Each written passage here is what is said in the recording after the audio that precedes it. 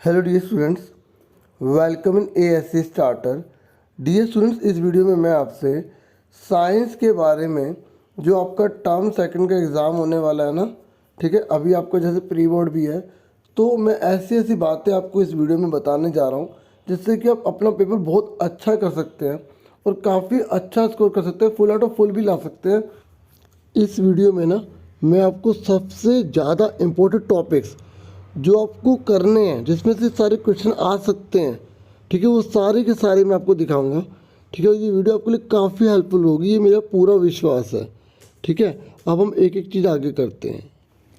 सबसे पहले मैं आपको सब्जेक्ट स्पेसिफिक टिप्स बताऊंगा, ठीक है, और ये वीडियो देख लेना, स्किप मत करना इस टॉपिक्स को भी। उसके बाद आप आगे देखना जिसमें मैं आपको टॉपिक्स वगैरह सारे दिखाऊंगा। ओके, देखिए, पहली बात आपको यहाँ बताई गई कि आपको सफिशिएंट राइटिंग प्रैक्टिस करनी है।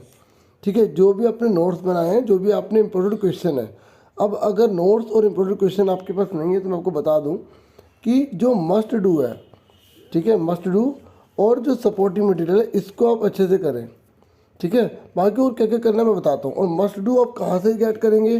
टेलीग्राम पर साइंस का हिंदी मीडियम इंग्लिश मीडियम मैं आपको प्रोवाइड कर दूँगा। ठीक है, बाकी एक वीडियो भी बना दूंगा जिससे आप आइडिया ले सकते हैं कि मस्ट डू होता क्या था साइंस का, और भी सब्जेक्ट मैंने बना रखे हैं।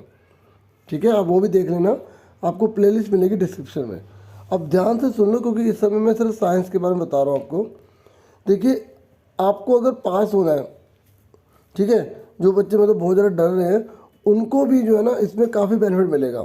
देखिए, बाकी जिनको फुल और फुल लाने वो तो पूरा देखें। देखिए, लेवल डायग्राम, जो लेवल डायग्राम है ना चैप्टर 8 और 9 का, वो आपको अच्छे से करना है। सुनते मेरे पास, चैप्टर 8 और 9 आपने पढ़ा होगा, ठीक है, उसमें जितने भी सारे लेवल डायग्राम है वो आप अच्छे से कीजिएगा और उनके जितने भी नेम है ना वो अच्छे से कर लें। ठीक है, क्योंकि अगर पिक्चर बनी आएगी तो आपको नेम लिखने पड़ेंगे। लेवल डायग्राम की बात कर रहे हैं यहाँ पर।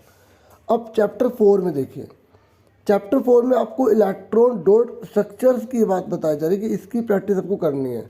ठीक है, single bond, double bond, triple bond आपने पढ़ा होगा, मीथेन, इथेन, प्रोपेन, है ना, ऐसे प्रोपीन, प्रोपाइन, है ना, तो उसकी प्रैक्टिस आपको अच्छे से करनी है। उनके डॉट स्ट्रक्चर आपको बना लेने हैं।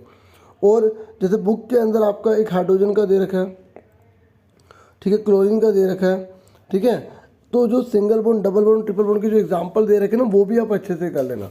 ठीक है, नाइट्रोजन का आपको दे रखा है ना, तो आप वो अच्छे से करेंगे। सुनते मेरी बात। चैप्टर नंबर 12 में आपको न्यूमेरिकल क्वेश्चन करने हैं, जितने भी न्यूमेरिकल है ना, और इसके लिए चैप्टर 12 के न्यूमेरिकल के लिए मैं आपको ये बोलूँगा कि आप पहले एनसीईआरटी करना। एनसीईआरटी के जितने भी क्वेश्चन हैं, और एग्जाम्पल वाले और एक्सरसाइज वाले, ठीक है, और इन टेक्स्ट जितने भी क्वेश्चन है न्यूमेरिकल वाले वो सारे कर लेना। ठीक है, इसमें जो ओम्स का लॉ है ना वो बहुत बार आया हुआ, और जैसे ये बहुत बार आया हुआ, रिपीट हुआ है। मैं आपको दिखाता हूँ, ऐसे वी और आई लिखा होगा बुक में, देखेंगे, ठीक है, यहाँ पे डाटा लिख देगा तो उसका आपको ग्राफ बनाने को आता है। सुनते मेरी बात, तो आपको ग्राफ बनाना होगा वी और आई में किस तरीके से ओम का नियम है। ठीक है, ये बहुत इंपॉर्टेंट है, इस तरीके का क्वेश्चन आया हुआ है। ठीक है, उसके बाद आप जो है सपोर्टिव मटेरियल, मस्ट डू, और भी जो आपके पास मटेरियल है, सैम्पल पेपर्स भी बहुत सारे इशू हुए हैं तो वो भी आप देखना। चैप्टर 13 में आपको डायग्राम्स की प्रैक्टिस के लिए कहा जा रहा है। और चैप्टर 13 में आपने देखा होगा आपका जो एक तो थंब रूल है, ठीक है, कि जैसे थंब अगर आपका करंट की डायरेक्शन को दिखाता है तो आपकी जो फोल्डिंग फिंगर्स है वो मैग्नेटिक फील्ड को दिखाएंगे, है ना। ऐसे ही आपका लेफ्ट हैंड रूल है, राइट हैंड रूल है, ठीक है, वो डायग्राम वाले हैं। और इलेक्ट्रिक मोटर, आपको पता है ना किस तरीके से इलेक्ट्रिक एनर्जी को मैकेनिकल एनर्जी में बदलती है। जो विद्युत मोटर होती है ना, विद्युत मोटर, तो वो किस तरीके से जो विद्युत ऊर्जा होती है उसे यांत्रिक ऊर्जा में बदलती है। ठीक है, तो आप देखते हैं जितनी मशीन्स होती है उसमें यूज़ होता है ना, वॉशिंग मशीन आपने देखी होगी इस तरीके से। तो आपको उनमें 4 क्वेश्चन तो वो ले इसमें करने हैं, बाकी और आप करेंगे। ठीक है, डायग्राम्स की बातें की जा रही हैं, और ये बोल रहे हैं कि use pencil for the diagrams in the answer sheets. जब आप पेपर करेंगे तो आपको पेंसिल से बनाने डायग्राम्स। ठीक है, और सुनो, देखो बहुत सारे क्वेश्चन एक्टिविटीज़ के बेस पर आएंगे, तो यहाँ बताया जा रहा है कि go through the all the activities thoroughly मतलब बिल्कुल अच्छे से डिटेल में। जितनी भी एक्टिविटीज़ है ना, बच्चे क्या करते हैं एक्टिविटीज़ को पढ़ते नहीं हैं, तो एक्टिविटीज़ जितने भी है ना हर चैप्टर्स की, उन्हें बहुत ज़्यादा थोरोली अच्छे से कर लो, ठीक है। और उसके बेस पे जो क्वेश्चन पूछे जाते हैं ना उसके आंसर अपने देने की कोशिश करो। फिर आंसर नीचे लिखे होते हैं अगले पैराग्राफ में, है ना, उन्हें करना। आगे सुनिए, attempt the question paper as per your strength and preferably in section wise order. ये सबसे बड़ी बात बोली गई है कि जब आप पेपर कर रहे होंगे ना, तो जो पूरे पेपर में जो आपको सबसे अच्छे से आंसर आएगा ना, पहले वो करना है, ठीक है। जैसे 4, 5, 6, 7 यहाँ ले लीजिए। अगर आपको 6 क्वेश्चन सबसे अच्छे से आता है तो आप पहले 6 क्वेश्चन करेंगे। इससे आपका कॉन्फिडेंस लेवल बिल्ड होगा। फिर आपको जिनमें अगर हल्का हल्का भी याद होगा तो उससे आप उसे और अच्छे से लिख पाएंगे, क्योंकि आपका first impression is last impression बात वाली आपने बात सुनी होगी। तो वही आपको ध्यान रखना है कि आपको शुरू में जो क्वेश्चन अच्छे से आते हैं पहले वो करना है, ठीक है। अब आगे सुनिए, ये कह रहे question paper is completely descriptive type. पूरा पेपर आपका डिस्क्रिप्टिव है, आपको एक्सप्लेन करना पड़ेगा और वो 3 सेक्शन में डिवाइड है, ठीक है। सारे टॉपिक्स बता रहा हूँ जो आपको अच्छे से करने हैं और ये सारे आपको अच्छे से आने चाहिए, ठीक है। तो पास होने की तो गारंटी होगी और बहुत अच्छे मार्क्स आप ला सकते हैं, ठीक है। देखिए, जो आपका चैप्टर नंबर 4 है ना, उसमें आपको कैटनेशन और टेट्रावेलेंसी की डेफिनेशन अच्छे से कर लेनी है और किस तरीके से कोवलेंट बॉन्ड का फॉर्मेशन होता है, ठीक है। हिंदी में जो सहसंयोजी जो आबंध है ना, वो किस तरीके से बनते हैं वो आपको बताना है। और इसमें जो टेट्रावेलेंसी है ना और जो कैटनेशन है वो मैं हिंदी में आपको बता देता हूँ उसे क्या बोलते हैं, ठीक है। देखिए, जो कैटनेशन है उसको श्रृंखलन बोलते हैं और जो टेट्रावेलेंसी है ना वो चतुर्थ संयोजकता है। तो जो मस्ट डू आप देखेंगे ना उसमें सारे टॉपिक वाइज आपको बहुत सारे मिल जाएंगे, ठीक है। तो ये मेन टॉपिक्स हैं जिन्हें आप अच्छे से करेंगे क्योंकि बहुत से बच्चों को ये कन्फ्यूजन है पढ़े क्या करें क्या। तो ये सब आपको करना है। आप अपनी बुक में ढूंढिए कैटनेशन कहाँ है, टेट्रावेलेंसी कहाँ है, ठीक है। ये सारे टॉपिक आप ढूंढिए, ठीक है। फॉर्मेशन ऑफ कोवलेंट कंपाउंड यानी कि किस प्रकार से सहसंयोजी आबंध बनते हैं वो, ठीक है। आइसोमर्स ऑफ हाइड्रोकार्बन्स, जो आइसोमर्स होते हैं ना हाइड्रोकार्बन्स के, वो आपको पता करने हैं। होमोलॉजी सीरीज, समजातीय श्रेणी, जो ये आइसोमर्स है ना, जो आप संरचनात्मक समावयवता देखेंगे ना, समावयवता, ठीक है, तो वो आप देखना, ठीक है।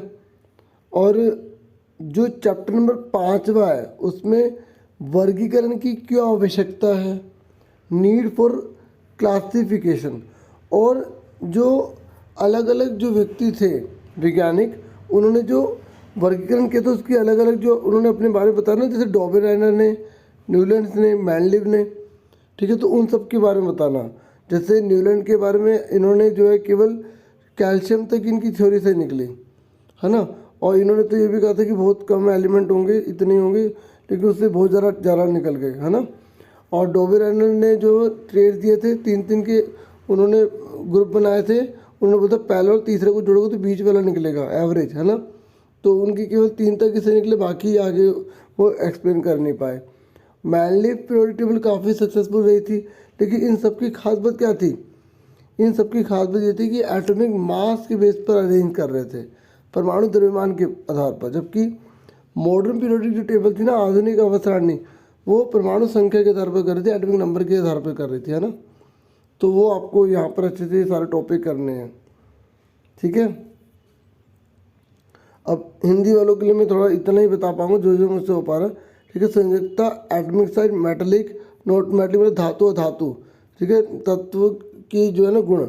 तो जब आप इसे, वही मैं मजदूर से कह रहा हूँ, आप आराम से उसमें देखेंगे हो जाएगा, ठीक है। बाकी इसमें ना, इसमें से इस चैप्टर में से एक्टिविटीज़ दे रखी है वो अच्छे से कर लेना, वो बहुत इंपॉर्टेंट है।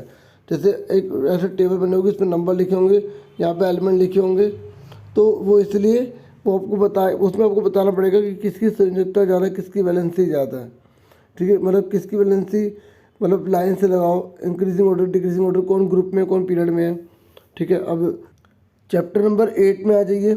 यहाँ पर असेक्सुअल रिप्रोडक्शन यानी कि अलैंगिक जनन, सेक्सुअल रिप्रोडक्शन यानी कि लैंगिक जनन पौधों का और जानवरों का दोनों को करना है। रिप्रोडक्टिव हेल्थ मतलब जनन स्वास्थ्य, और बोला गया practice all the diagram with labelling of the parts and organs and their functions. देखो ऑर्गन्स की भी बोल रहा है, ठीक है, तो आपको प्रैक्टिस करनी है अच्छे से उनकी और लेबल याद रखने हैं उनके, ठीक है। और चैप्टर नंबर 9 में आ जाइए। चैप्टर नंबर 9 में ना यहाँ पर हेरिडिटी एंड वेरिएशन की बात कर रहे हैं, ठीक है, जो अनुवांशिकता और जो विभिन्नता हो उसकी बात कर रहे हैं। मैंडल का जो कंट्रीब्यूशन था ना उसकी बात कर रहे हैं। देखिए मैं आपको फिनोटाइपिक और जीनोटाइपिक का बताता हूँ। देखो मैं आपको पहले जो फिनोटाइपिक और जीनोटाइपिक है ना वो मोनोहाइब्रिड का बता रहा हूँ, थोड़ा सा बताऊँगा। आपको पता है एक टॉल प्लांट लिया था, ठीक है, टीटी, और एक ड्राफ्ट प्लांट लिया था मतलब बोना पौधा लिया था। तो जब इनका फर्स्ट जनरेशन का इन्होंने करवाया था मैंडल ने, तो क्या आया था, इस तरीके से आया था, ठीक है, इस तरीके से आया था ना। जब इसको इससे मिलाएंगे, फिर इसको इससे मिलाएंगे, फिर इसको इससे मिलाएंगे, इसको इससे मिलाएंगे, है ना, तो सारे के सारे टॉल ट्री आए थे, ठीक है। उसके इन्होंने इन दोनों को ले लिया था, इन दोनों को ले लिया तो क्या बनेगा, एक इससे बनेगा तो क्या बनेगा, ये बनेगा, इससे क्या बनेगा, ये बनेगा, इससे क्या बनेगा, यही बनेगा, फिर ये दोनों मिलेंगे तो क्या बनेगा, ये बनेगा, ठीक है। तो देखो ये लंबे हो गए, ठीक है, लंबे हो गए, और ये बिल्कुल बोना,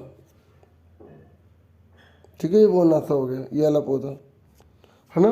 तो अब आपसे यहाँ पे पूछेगा ना जीनोटाइपिक और फिनोटाइपिक बताइए, तो आप पता है क्या बताएंगे, देखो ये बिल्कुल प्योर है, ठीक है। फिनोटाइपिक एक तरह से दिखने में कैसे हैं, तो ये तीनों के तीनों लंबे हैं ना, तो 3:1 आ गई फिनोटाइपिक में। और जीनोटाइपिक मतलब जीन्स कैसे हैं, तो आप देखो ये बिल्कुल प्योर है, पूरा प्योर है ना, तो ये 1 आ गया। ये दोनों एक जैसे हैं तो 2 आ गया, और ये बिल्कुल अलग है तो 1 आ गया। तो ये होते जीनोटाइपिक, और जो मैंने अभी 3:1 बताई थी वो थे फिनोटाइपिक, वो दिखने में एक जैसे, ठीक है, दिख कैसे रहे हैं, ठीक है। तो इस तरीके से आपको इसमें करना है। उसके बाद इलेक्ट्रिसिटी पर आ जाइए। इलेक्ट्रिसिटी पर आप देखें ये सबसे ज़्यादा इंपॉर्टेंट टॉपिक है। सबसे पहले मैं आपको बता रहा हूँ पेपर की प्रिपरेशन के लिए ये करिएगा, ठीक है, और ये पूरा 100 तक भी हो सकता है, नहीं तो 50% तो प्लस समझिए, ठीक है। देखो इसमें सिंपल इलेक्ट्रिक सर्किट डायग्राम आपको कहा जा रहा है, ठीक है, करंट, इलेक्ट्रिक चार्ज, जितनी भी ऐसे यूनिट है सारी कर लीजिएगा, ठीक है, ऐसे यूनिट सबकी कर लेना, चाहे वो प्रतिरोध की बोल रहा हो, चाहे वो विभवांतर की बोल रहा हो, चाहे वो विद्युत आवेश की बोल रहा हो, करंट की बोल रहा हो, क्योंकि देखो इंग्लिश में लिखा हिंदी में बोल रहा हूँ मैं, ठीक है, विद्युत धारा की बोल रहा हूँ, ठीक है, ओम के नियम हो, ये VI ग्राफ मैंने आपको बताया था ना किस तरीके से, तो वो चीज़ है, ठीक है। तो रेसिस्टेंस को प्रभावित करने वाले कारक मतलब जो प्रतिरोधक को प्रभावित करने वाले कौन से फैक्टर्स हैं, ठीक है, किस तरीके से वोल्टेज को कैलकुलेट करना है, इसमें न्यूमेरिकल जरूर आएगा। तो आप NCERT के सारे एग्जाम्पल और क्वेश्चन कर लेना। जूल्स लॉ ऑफ हीटिंग, ये एग्ज़ाम में बहुत बार आया हुआ है, बहुत बार आया हुआ है ये वाला,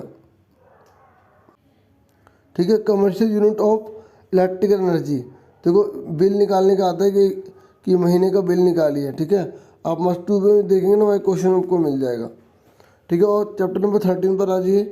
चैप्टर नंबर 13 में देखो इसमें आधा तो रिलेटेड है, ये सारे टॉपिक आप अच्छे से करेंगे, ठीक है।